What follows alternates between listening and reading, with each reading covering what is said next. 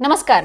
भारतीय संविधान समजून घेण्यासाठी असलेल्या सर्व स्पर्धकांचे, विद्यार्थ्यांचे, नागरिकांचे मी पुन्हा एकदा या YouTube मालिकेमध्ये स्वागत करते. आपलं सर्वांनाच माहिती आहे की आपण संविधानाच्या प्रत्येक भागाचा आणि अनुच्छेदाचा विस्तारित स्वरूपात अभ्यास या व्हिडिओच्या माध्यमातून करत आहोत आणि आतापर्यंत आपण भाग 6 पर्यंत पोहोचलेलो आहोत आणि मागच्या भागामध्ये आपण भाग 6च्या प्रकरण 2 ला देखील सुरुवात केली आहे, ज्याच्यामध्ये राज्यपालांविषयीच्या तरतुदी आणि त्यात संबंधित सर्व अनुच्छेद आपण अभ्यासलेले आहेत. आणि आजच्या व्हिडिओमध्ये आपण प्रकरण 2 मधलेच अनुच्छेद 163 ते 167 अभ्यासणार आहोत. तर चला लगेचच व्हिडिओला सुरुवात करूया. तर भारतीय संविधान भाग 6 जे आपल्याला राज्याविषयीच्या सगळ्या तरतुदी सांगतं आणि आजच्या भागामध्ये आपण अनुच्छेद 163 ते 167 बघणार आहोत, ज्यामध्ये आपल्याला मंत्री परिषद, राज्याचा महाअधिवक्ता, सरकारी कामकाज चालवणे याबद्दलची माहिती बघणार आहोत.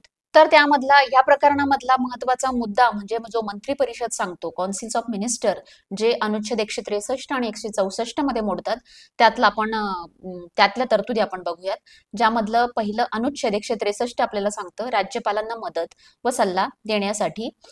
तर सल्ला आणि सहाय्य हे मंत्री परिषदेचं काम असतं, ज्याच्यामध्ये राज्यपालांना त्यांच्या कार्यकारी कार्यामध्ये मदत करण्यासाठी आणि सल्ला देण्यासाठी मुख्यमंत्र्यांच्या नेतृत्वाखालील मंत्री परिषद असेल, ही सांगणारी तरतूद आपल्याला 163 मध्ये बघायला मिळते. मग यामध्ये काही अपवाद देखील आहेत, जसं की ज्या कार्यामध्ये राज्यपालांना संविधानानुसार स्वतःच्या विवेक बुद्धीवर कार्य करायचे आहे, त्या व्यतिरिक्त इतर सर्व कामांसाठी मंत्र्यांचा सल्ला घेणं आवश्यक आहे. हा अपवाद वगळता सर्व कामांमध्ये मंत्र्यांचा सल्ला हा आवश्यक असतो आणि यातला अंतिम निर्णय राज्यपालांनी आपल्या विवेक बुद्धीनुसार कृती केली आहे की नाही आणि असल्यास दिलेला सल्ला कोणता होता या प्रश्नाची कोणत्याही न्यायालयात चौकशी करता येत नाही. यावरचं उदाहरण मुख्यमंत्री निवडण्याबाबत. निवडणुकीनंतर स्पष्ट बहुमत नसल्यास मुख्यमंत्री कोण असावा हे राज्यपाल आपल्या विवेक बुद्धीनुसार ठरवू शकतात आणि अनुच्छेद 164 सोबत एखादा मुख्यमंत्री नेमल्यावर त्याच्या सल्ल्यानुसार इतर मंत्र्यांची नेमणूक केली जाते.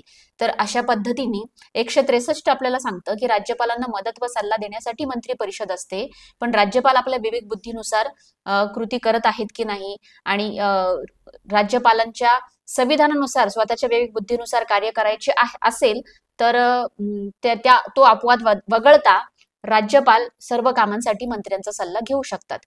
यानंतरचं पुढचं अनुच्छेद ते म्हणजे अनुच्छेद 164, जे आपल्याला मंत्र्यांसंबंधीच्या इतर तरतुदी सांगतं, ज्यामध्ये मंत्र्यांची नियुक्ती, मुख्यमंत्र्यांची नियुक्ती राज्यपाल करतात आणि इतर मंत्र्यांची नियुक्ती राज्यपाल मुख्यमंत्र्यांच्या सल्ल्यानुसार करतात.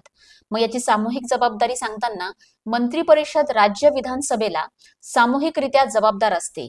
याचा अर्थ असा की एखादा निर्णय संपूर्ण मंत्रिमंडळाचा निर्णय मानला जातो आणि विधानसभेत विश्वास गमावल्यास सर्व मंत्र्यांना राजीनामा द्यावा लागतो. मग अशी सामूहिक जबाबदारी सांगणारा हे कलम म्हणजे 164.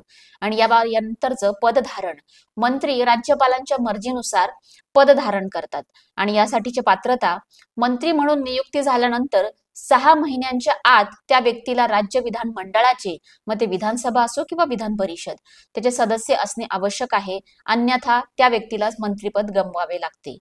आणि याबाबतची केस स्टडी ती म्हणजे SR बोमय्य विरुद्ध भारत संघ 1994 मधली, ज्यामध्ये अनुच्छेद 356 राज्यात राष्ट्रपती राजवट आणि राज्यपालांचे अधिकार यावर महत्वाचे निर्णय दिले गेले. यात राज्यपालांच्या मर्जीनुसार मंत्र्यांचे पद या संकल्पनेची देखील चर्चा झाली.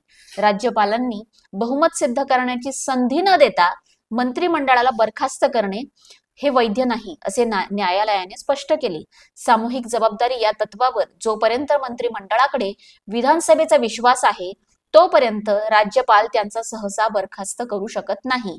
तर याबाबतची केस स्टडी आपल्याला सांगते की सामूहिक जबाबदारीनुसार एखादा निर्णय संपूर्ण मंत्रिमंडळाचा निर्णय मानला जातो आणि विधानसभेत तो जर विश्वास गमावला गेला तर सर्व सदस्यांना, सर्व मंत्र्यांना राजीनामा द्यावा लागतो. यानंतरचं प्रकरण 2 मधला महत्वाचा मुद्दा तो म्हणजे राज्याचा महाधिवक्ता म्हणजेच advocate general for the state, ज्याची माहिती आपल्याला अनुच्छेद 165 देतं, ज्यात सांगितलं आहे प्रत्येक राज्यासाठी राज्यपाल एका व्यक्तीची महाधिवक्ता म्हणून नियुक्ती करतात आणि त्यासाठीची पात्रता म्हणजे महाधिवक्ता पदासाठी ती व्यक्ती उच्च न्यायालयाच्या न्यायाधीश म्हणून नियुक्त होण्यास पात्र असावी लागते आणि त्यासाठी साधारणतः 10 वर्ष न्यायिक पद धारण केलेला असावा किंवा 10 वर्ष उच्च न्यायालयात वकील राहिलेला असावा.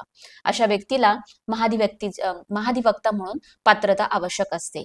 आणि महाधिवक्ताची म्हणजे ऍडव्होकेट जनरलची कर्तव्य काय आहेत, तर राज्य सरकारला कायदेशीर बाबींवर सल्ला देणे आणि राज्यपाल वेळोवेळी सोपवतील अशा कायदेशीर स्वरूपाची सर्व कर्तव्य पार पाडणे. तो राज्याचा सर्वोच्च कायदा अधिकारी असतो. अशा विविध पद्धतीने महाधिवक्ताला आपली कर्तव्य पार पाडावी लागतात. आणि पदधारण करत असताना महाधिवक्ता राज्यपालांच्या मर्जीनुसार पदधारण करतात आणि राज्यपालांनी ठरवलेले मानधन देखील त्यांना मिळतं. आणि याबाबतचं उदाहरण, एखाद्या नवीन कायद्याच्या घटनात्मक वैधतेबद्दल राज्य सरकारला कायदेशीर सल्ला देणे हे महाधिवक्ताचं काम आहे. आणि उच्च न्यायालय किंवा सर्वोच्च न्यायालयात राज्य सरकारचे प्रतिनिधित्व करणे. तर याबाबतची म्हणजे राज्याचा महाधिवक्ता याबाबतची तरतूद असणारे घटक आपल्याला अनुच्छेद 165 मध्ये बघायला मिळतात. आणि यानंतर 166 आणि 167 अनुच्छेद मध्ये आपल्याला सरकारी कामकाज कशा पद्धतीने चालवलं पाहिजे याबाबतची माहिती आपल्याला यामध्ये मिळते. त्यातलं अनुच्छेद 166 मध्ये राज्याच्या सरकारी कामकाजाचे संचालन याबाबत सांगताना कार्यपालन कृती, राज्याच्या सरकारची सर्व कार्यकारी कार्यवाही राज्यपालांच्या नावाने केली जाते. आणि यात नियमांची निर्मिती कशा पद्धतीने होते, तर राज्यपाल राज्याच्या सरकारी कामांचे विविध सोयीस्करपणे संचालन करण्यासाठी आणि मंत्र्यांमध्ये त्या कामाच्या वाटपासाठी नियम बनवू शकतात. आणि याची वैधता राज्यपालांनी बनवलेल्या नियमांनुसार केलेले आदेश किंवा इतर साधने वैध मानली जातात. उदाहरणार्थ, राज्यपालांच्या नावाने जारी होणारे शासकीय आदेश म्हणजे GR महाराष्ट्र शासनाच्या मंत्रालयामध्ये उदाहरणार्थ गृह विभाग, वित्त विभाग, कामकाजाच्या नियमानुसारचे वाटप याबाबतची माहिती आपल्याला कामकाज कशा पद्धतीने राज्यपालांचं असतं याची तरतूद सांगणारं हे कलम 166 आहे. आणि 167 देखील त्याच बाबतची माहिती आपल्याला देतं. तर त्याची देखील आपण माहिती घेऊयात.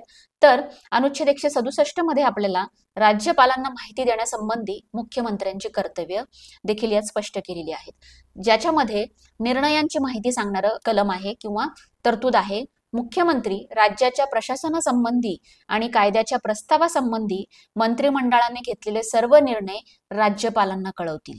आणि प्रशासकीय माहिती देताना मुख्यमंत्री राज्याच्या प्रशासनासंबंधी कायदे बनवण्याच्या प्रस्तावासंबंधी राज्यपाल विचारतील ती माहिती पुरवतील.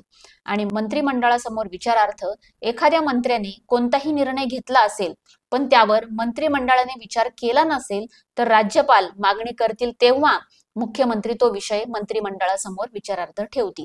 तर अशा पद्धतीने मुख्यमंत्र्यांची कर्तव्ये हे राज्यपालांना माहिती देण्यासंबंधीची, मग ती प्रशासनाची माहिती असो, निर्णयांची माहिती असो किंवा मंत्रिमंडळासमोर ठेवलेला एखादा विचारार्थ निर्णय असो, या सर्वांची बाबी मुख्यमंत्र्यांना विशेषतः ही राज्यपालांना देणे आवश्यक आहे. आणि याबाबतची तरतूद आपल्याला 167 मध्ये बघायला मिळते.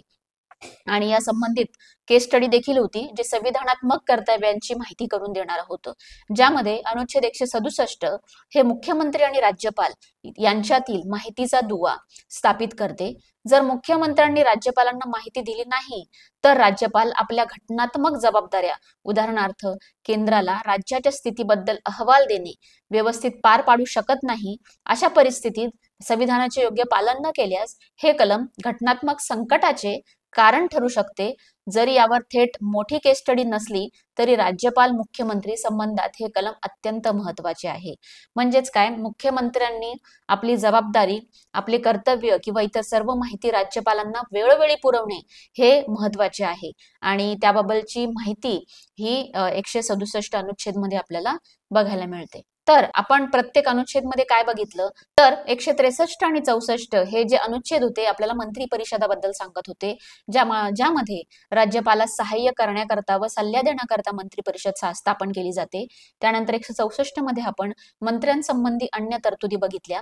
त्यानंतर राज्याचा महाधिवक्ता, ज्याच्यामध्ये त्यांच्या संबंधित असलेली सर्व माहिती आपण 165 अनुच्छेद मध्ये बघितली. आणि सरकारी कामकाज चालवण्यासाठी कलम 166 आणि 67 ज्यामध्ये राज्य शासनाचे कामकाज बघणे, सोबतच राज्यपालांना माहिती पुरवणे इत्यादींबाबत मुख्यमंत्र्यांची कर्तव्य स्पष्ट केलेले हे अनुच्छेद आहे. अशा पद्धतीने आपण मंत्री परिषद आणि महाअधिवक्ता याबाबतच्या तरतुदी, त्यांचे कामकाज, त्यांचे कर्तव्य याची माहिती आपण कलम 163 ते 167 पर्यंत बघितलेली आहे. आणि या भागावर आधारित, या व्हिडिओवर आधारित नेहमीप्रमाणे मी 3 प्रश्न देखील तुमच्यासाठी घेऊन आलेली आहेत. आणि निश्चितच या प्रश्नांची उत्तर आपण कमेंट बॉक्समध्ये देणार आहात, कारण की ह्या माध्यमातूनच तुम्हाला आणि आम्हाला देखील कळतं की संविधानाचा प्रत्येक अनुच्छेद, प्रत्येक भाग तुमच्यापर्यंत खऱ्या अर्थी पोहोचत आहे की नाही. तर चला, तुमच्यासाठी आणलेला पहिला प्रश्न असा आहे, राज्यपालांना कोण सल्ला देतात? दुसरा प्रश्न आहे, राज्यपालांच्या विवेकाधिकावर न्यायालय चौकशी करू शकते का? आणि तिसरा प्रश्न, सरकारी कामकाज चालवणे हे कोणत्या अनुच्छेद आपल्याला स्पष्ट करते? तर अशा पद्धतीने आपण आजचं प्रकरण, ज्याच्यामध्ये मंत्री परिषद आणि महाअधिवक्ता याबाबतच्या तरतुदी आपण अनुच्छेद 163 ते 167 मध्ये बघितलेल्या आहेत. पुढच्या भागामध्ये आपण भाग 6च बघणार आहोत आणि प्रकरण 3 ला सुरुवात करणार आहोत. तर भेटूया पुढच्या व्हिडिओमध्ये. आणि तोपर्यंत लक्षात ठेवण्यासारखं एकच वाक्य, ते म्हणजे संविधानाची जाण, समृद्ध राष्ट्र निर्माण. धन्यवाद.